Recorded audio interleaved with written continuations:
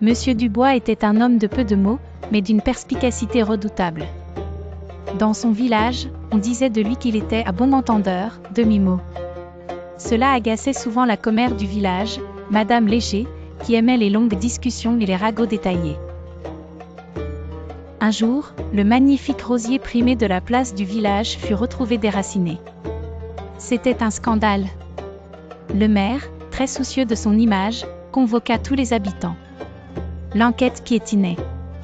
Les questions fusaient, les alibis s'entassaient, mais personne ne semblait avoir vu quoi que ce soit. Lorsque vint le tour de Thomas, le jeune jardinier un peu lunaire, de s'exprimer, il bredouilla un récit confus sur ses activités de la veille. Puis, il laissa échapper d'un air absent, « J'ai juste, vu une ombre près du cerisier de Madame Pinson, tard hier soir. » Il s'interrompit, réalisant qu'il en avait peut-être trop dit. Madame Léger, présente, commença aussitôt son interrogatoire. « Une ombre ? Mais de quelle taille ? Était-elle grande ou petite ? Portait-elle un chapeau ? » Monsieur Dubois, lui, n'avait pas dit un mot. Il avait simplement haussé un sourcil au moment où Thomas avait mentionné le cerisier de Madame Pinson. Puis, il s'était tourné vers le maire et avait murmuré « Je pense que la coupable se trouve juste là où l'ombre ne porte plus. » Le maire, d'abord perplexe, fronça les sourcils. Madame Léger le regarda, l'air de dire « Mais qu'est-ce qu'il raconte ?»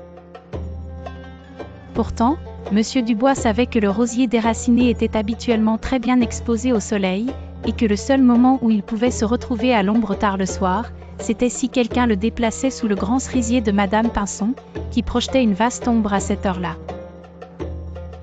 Et Madame Pinson était bien connue pour sa jalousie maladive envers le rosier primé qui avait battu le sien au concours floral.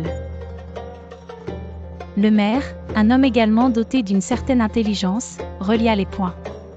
L'ombre ne porte plus, cela signifiait que l'objet, le rosier, avait été déplacé là où l'ombre était visible au moment des faits, non pas là où il se trouvait habituellement.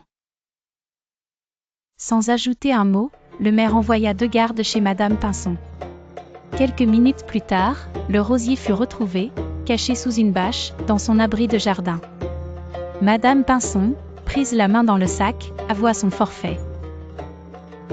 Madame Léger fut sidérée.